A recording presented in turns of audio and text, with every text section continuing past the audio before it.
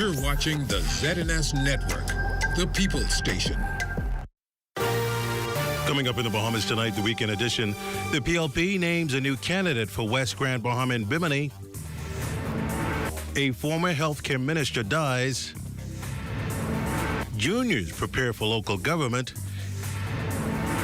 In sports, cross-country meet opens. The Bahamas tonight, the weekend edition, starts now.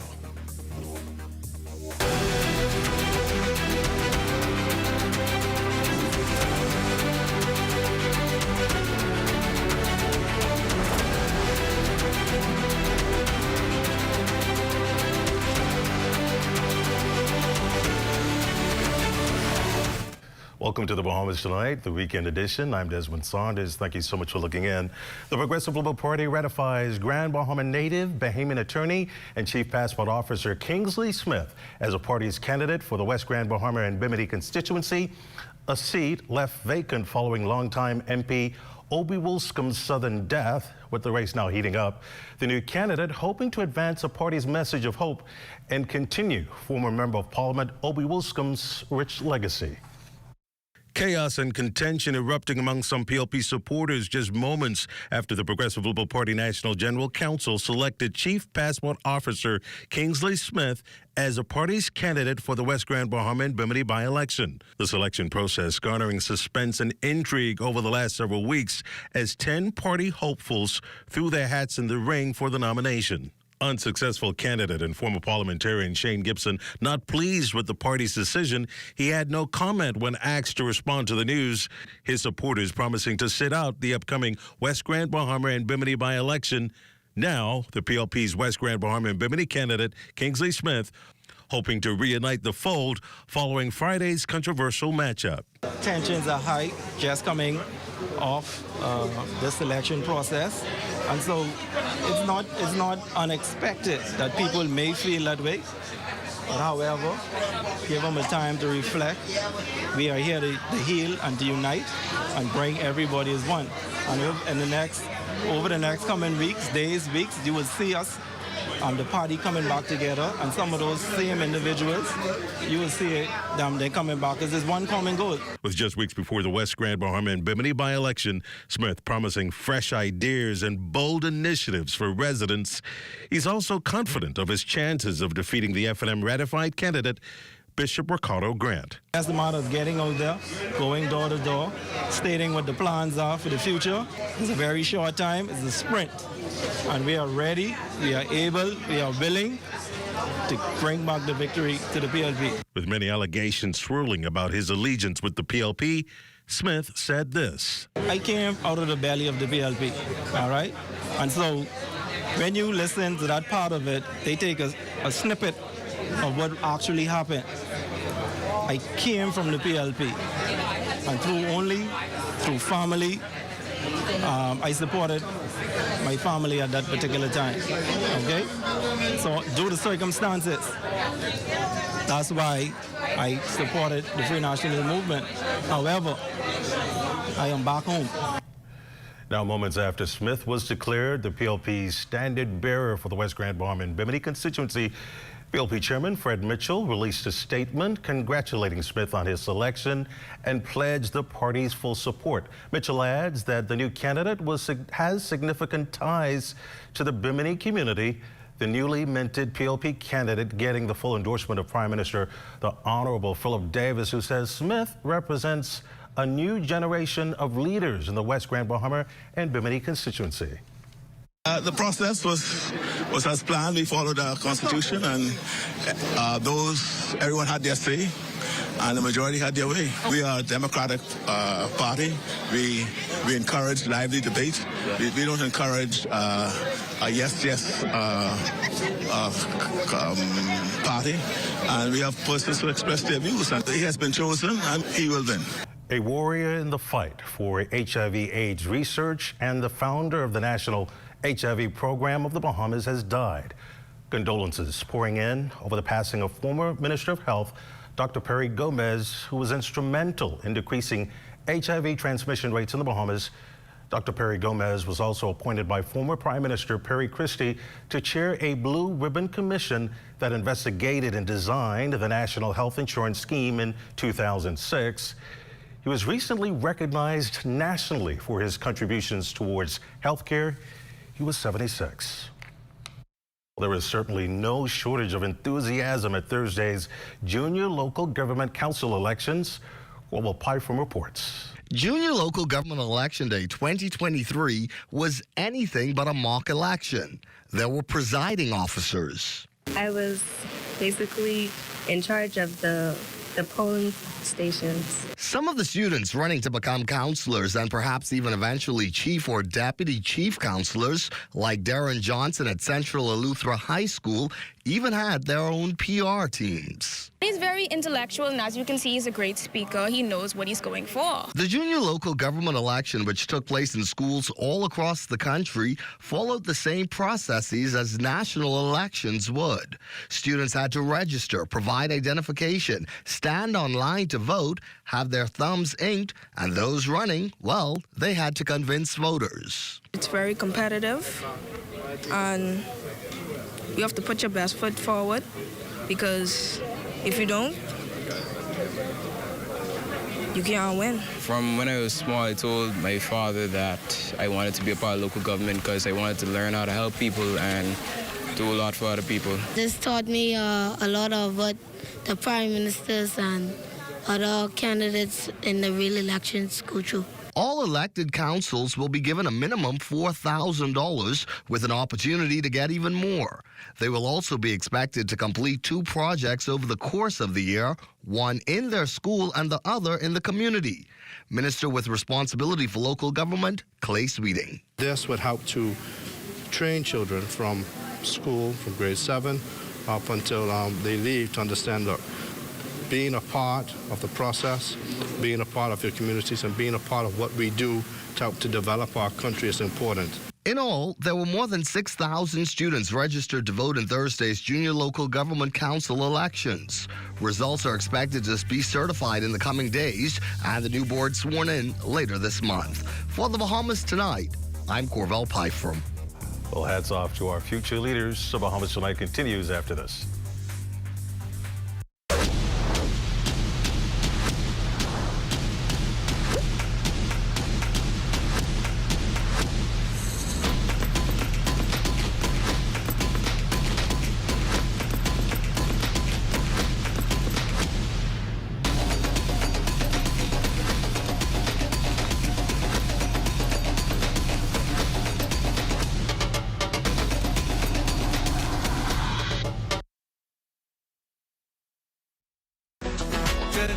Good to grow, keeping you in the know, keeping you in the know. God, it's good enough to eat, then it's good to grow. It's good enough to eat, then it's good to grow. Discussions on cannabis took center stage last week as leaders from across the region and members of the public gathered under one roof at the Caribbean Week of Agriculture 2023, held at the Super Club Breezes Resort. Agriculture and Marine Resources Minister Jomo Campbell says it was an enlightening experience. I think what happens far too often is, we discuss things and then we come back and we talk to people, or we tell the people this is what we have discussed and this is the way forward. But last night, what we had was an opportunity to hear from everyone, hear their points of view. Not everyone who came supported cannabis medicinally or even scientifically, but it's good to have their input, because at the end of the day, we are government for the people. All of my colleagues here represent the government from their home countries and represent their citizens. And so last night was the launch of something truly exciting. And of all the opinions presented, Minister Campbell says this perspective stuck to him the most.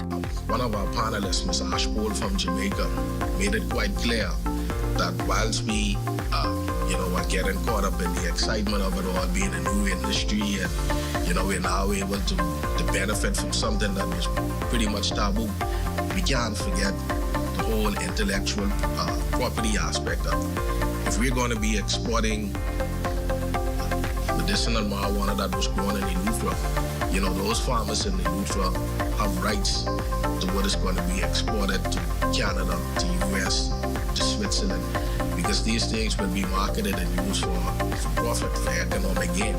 You know, there's so many byproducts that can be used. People just tend to think about the fun recreational part of it, but the hemp byproducts. So we want to ensure that our farmers, our business persons who are getting into this industry don't miss them.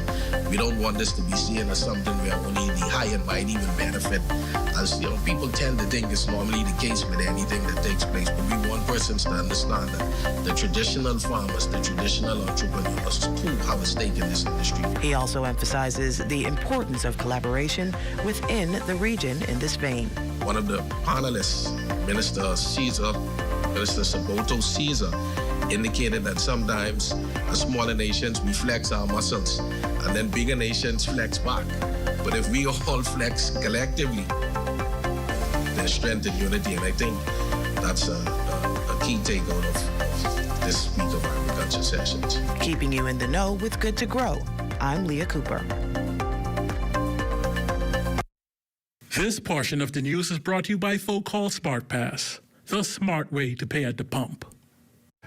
The Bahamas and the Republic of Ghana forging ties. The Ministry of Foreign Affairs informing that His Excellency Andrew Wilson, High Commissioner of the Commonwealth of the Bahamas to the Republic of Ghana, presented credentials to the President of the Republic of Ghana at the Golden Jubilee House.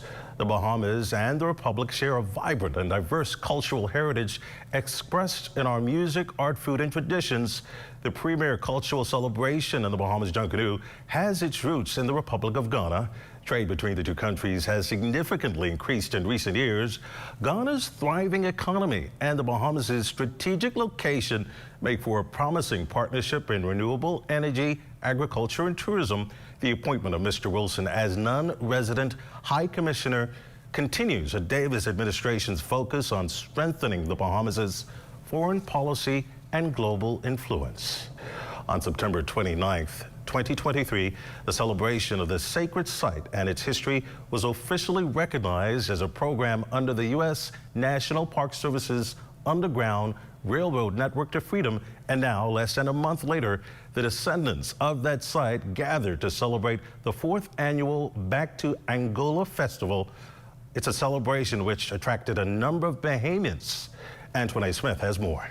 Much is talked about the Underground Railroad, but in modern history, not much is known about another sacred transient route, and that is the Saltwater Railway, part of its history beginning here along the Manatee River in Bradenton, Florida, and ending miles away in the Bahamas. They walked through bush and swamps and mangroves and hiding, and ended up in Andros. But before the people who became known as the Red Bay Seminole Indians, found their way down south, they lived, built, and communed here, in the pines of what we now know is the lost settlement of Angola. In 1821, this community was attacked by orders from the U.S. Army. In search of continued freedom and safety, people fled this community, 97 of whom eventually settled in what is known today as Red Bay Andros. It's a past sometimes overlooked, brought back to the forefront due in part to the Back to Angola Festival, a celebration spearheaded by the descendants of the notorious 97 who braved high seas for the chance to be free. The Back to Angola Festival is not merely an event. It is a journey through time, a tribute to the enduring spirit of our ancestors, and a testament to our shared commitment to honor and preserve our common heritage.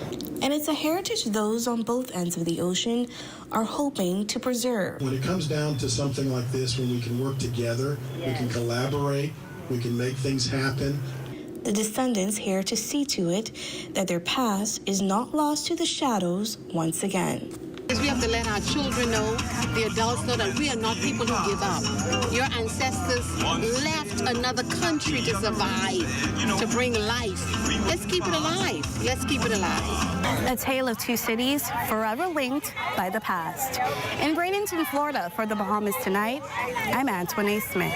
A whole lot of smiles from a week filled with special moments for the children.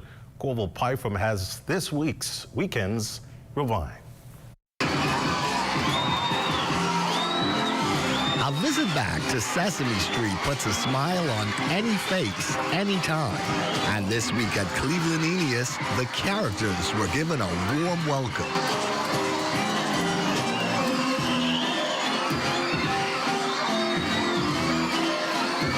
Trustworthiness, honesty, respect, and manners were some of the pillars of good characteristics highlighted at Character Day. And who better than friends like Elmo and Cookie Monster to help share that message? ZNS also going back to school this week. Right down the hill from our studios is the Centerville Primary School. Well, guess what? This week, they became a part of our family as ZNS officially adopted this high-flying institution.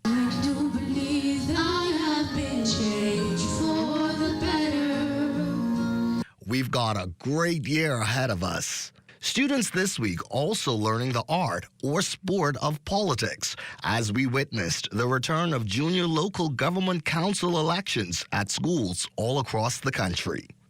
Does the chief counselor get a red plate or a driver? Maybe they could have mine. Let's all smile as we hit it out of the ballpark with the return of a hometown hero.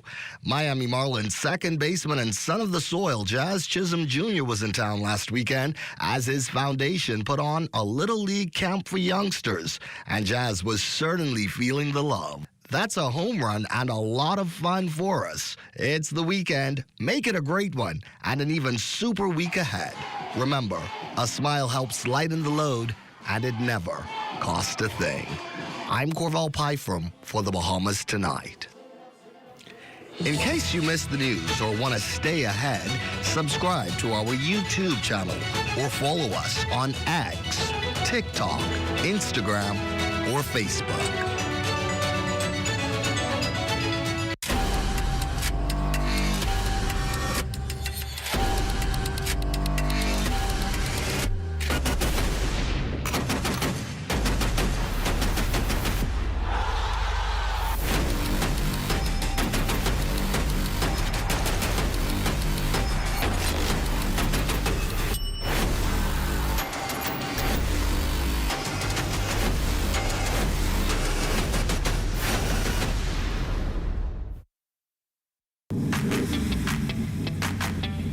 Introducing the Focal Smart Pass app that helps you to fuel up faster. Here's how it works. Download the app on the App Store or get it on Google Play and create your profile with payment details. Visit your nearest Shell station, open the app, scan the pump's QR code, select your payment amount, and begin fueling.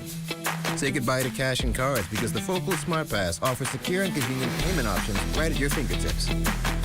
Download Focal Smart Pass now and fuel up faster today. This is ZNS Total Sports. ZNS Total Sports brought to you by Sans Beer, who reminds you to recycle your beer bottles for cash in Nassau, Grand Bahama, and now Abaco and Eleuthero.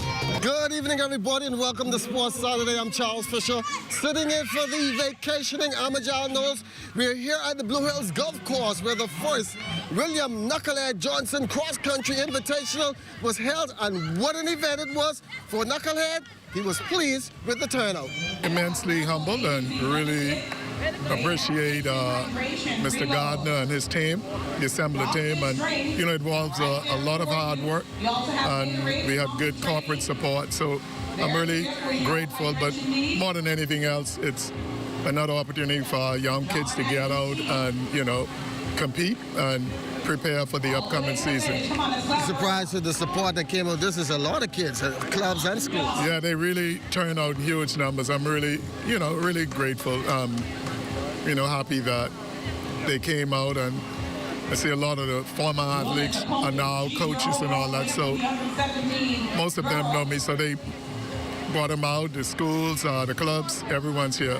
Event organizer Rupert Gardner says to put on such a meet for a man as Johnson was a no-brainer. When I sit down and think about the accomplishment he have done, over the years.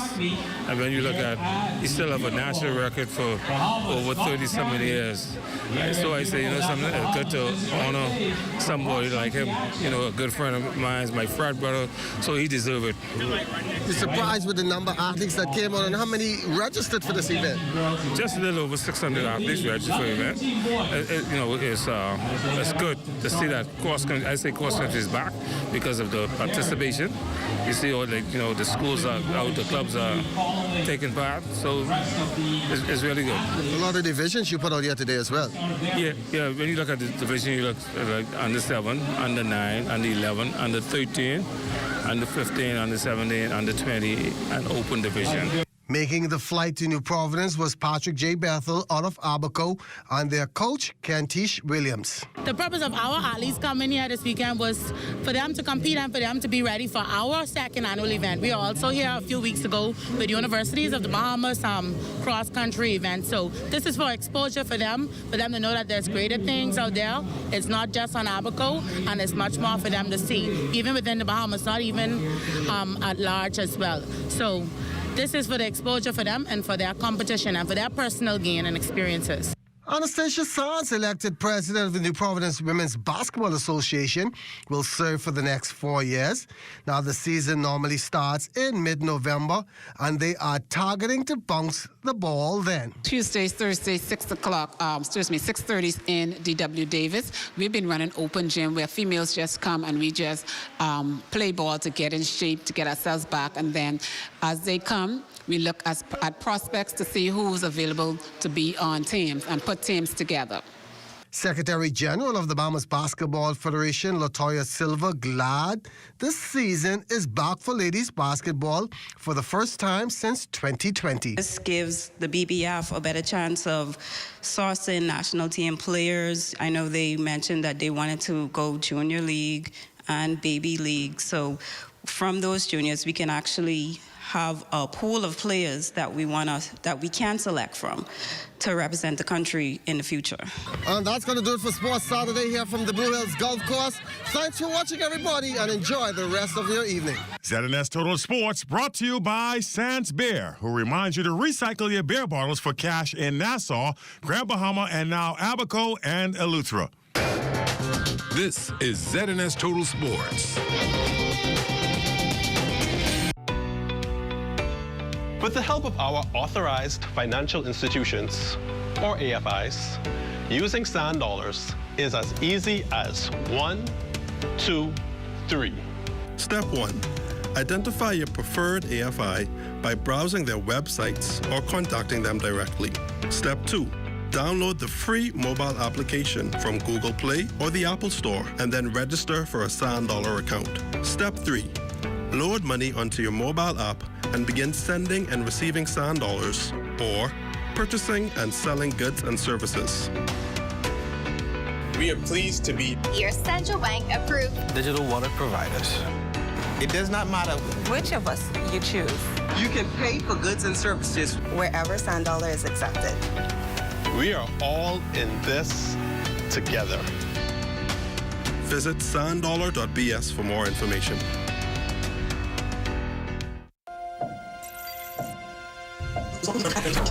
Health officials announced early on that the curve of the fourth wave has been flat. Standby talent. 2 and cue. We have a dynamic team of diverse, enthusiastic journalists committed to uncovering the truth and delivering it with zeal and integrity. Confirms that the victim's body was found by an individual who was involved in the search. We tell the heartwarming tales of resilience and success, from local politics to cultural events. We have it covered. We have Azure coming live from Bimini tonight for our top story. We are your trusted source in the North. We are ZNS Northern Edition.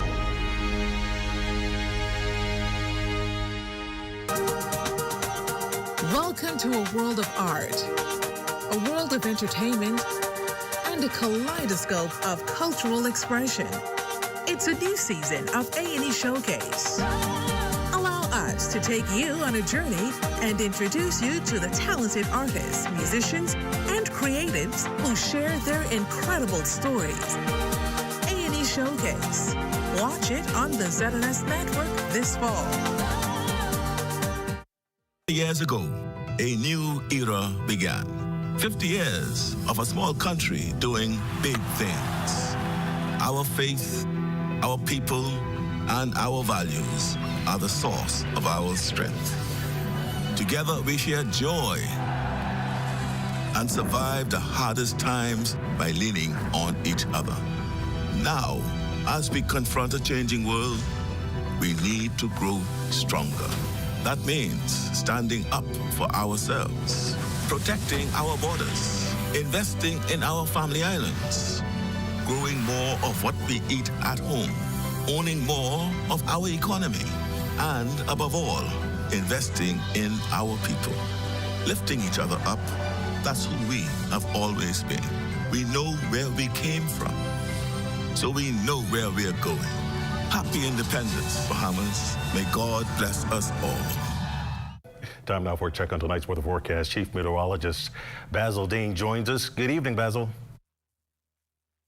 Desmond, we have a few clouds outside of our studios. Temperature at 83 degrees. The relative humidity 61%. The winds out of the west-northwest at 5 knots. The barometric pressure 1,013.3 millibars is 29.990. And your temperatures around the Family Islands this evening, 76 degrees in Freeport, Grand Bahama, Greenville, Key, and the Bahamas Harbor, Abaco, the Berry Islands, so a bit warmer at 82 degrees. Allenstown, Bimini, 78, 82 in Harbor Island, Rock Sound, Eleuthera, Artiston, Cat Island, Black Point, Exuma, Georgetown, Exuma, and Camp Space, Andros, all at 85 degrees. Fresh Creek, Central Andros have a temperature of 82. Over in San Salvador and Rumkey, 85, 84 in Clarence Sound, Long Island, and Crooked Island. Atkins at 87, Ragged Island, 84 degrees. Betsy Bay, McWarner, 87, 86 in the Turks and Caicos Island, and Matsutan and Agua at 82 degrees. And your boating forecast tonight for all areas, northwest winds 10 to 15 knots, wave heights 2 to 4 feet, low tide that will occur at 8:05 tonight. And for Sunday in the northwest and central parts of our country, the winds, they will fall off light and variable with flat seas 1 to 3 feet. Low tide takes place at 8:01 in the morning, with the high tide at 2:33 in the afternoon. For the southeast Bahamas on Sunday, northeast winds 10 to 15 knots and the wave heights at 2 to 4 feet over the ocean. In the tropics, we have Tammy now very near to the Leeward Islands, and that's packing winds of 85 miles per hour, moving towards the northwest at 8 miles per hour. And this system is unleashing heavy rains and strong winds across portions of the Leeward Islands. And that's going to lead to some serious flooding and mudslides over some of those islands during the course of the night and tomorrow.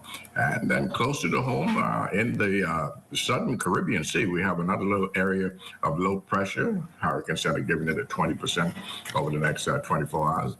But it will move inland over Central America sometime late on Monday. And once that happens, we expect some rapid weakening of that system to take place. And then we have that front boundary now just across the extreme southeast Bahamas and the Turks and Caicos Islands. That will exit the area later on tonight, leaving behind drier and much pleasant weather conditions for the next 2 days. Our forecast for tonight, clear skies with a very mild temperature of 69 degrees. Tomorrow we're looking at a nice day with lots of sunshine, high temperature at 84 degrees. And the extended weather forecast, the beautiful weather will continue for the next several days, but we'll see a slight warming up taking place on Monday as those winds once again swing out of the northeast. Desmond. Thanks, Basil. That ends the Bahamas Tonight, the weekend edition. Thank you for continuing to make ZNS your #1 news and information network. Only the sun covers the Bahamas better than ZNS. On behalf of the entire team, thank you so much for watching. Good night.